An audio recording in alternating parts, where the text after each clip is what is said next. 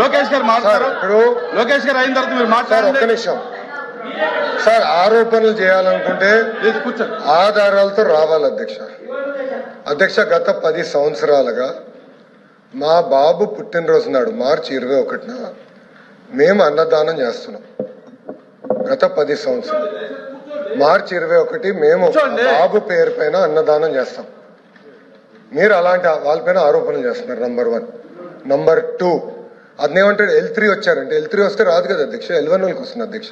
Common sense ఉండాలి. Number 2.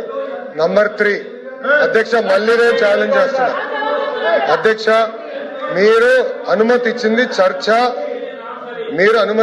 చర్చ పైన లడ్డూలో కల్తీ జరిగిందా లేదా అది తప్ప అన్ని మాట్లాడతారు అధ్యక్ష. సిబిఐ ఛార్జ్ షీట్ లో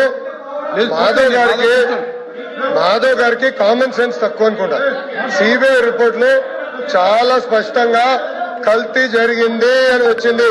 వైవి సుబ్బారెడ్డి గారు కల్తీ జరిగిందని వచ్చింది చెప్పమనండి.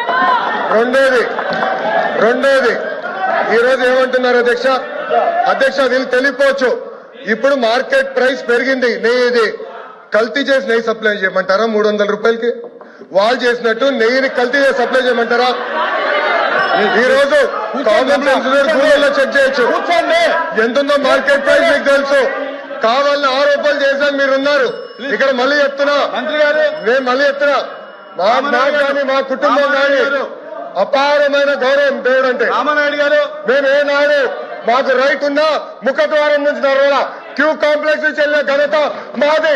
మీ నాయకుడు కనీసం సంతకం పెట్టలా. మీరే మారుతారు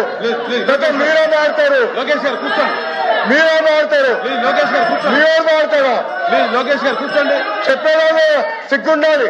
కల్తీ జరగలేదంటారా? దేవుడు వదిలిపెట్టాడు. మాధవునికి చెప్తున్నా, దేవుడు మిమ్మల్ని వదిలిపెట్టాడు. టైం అంటే వేసుకో బ్రదర్. చివరిగా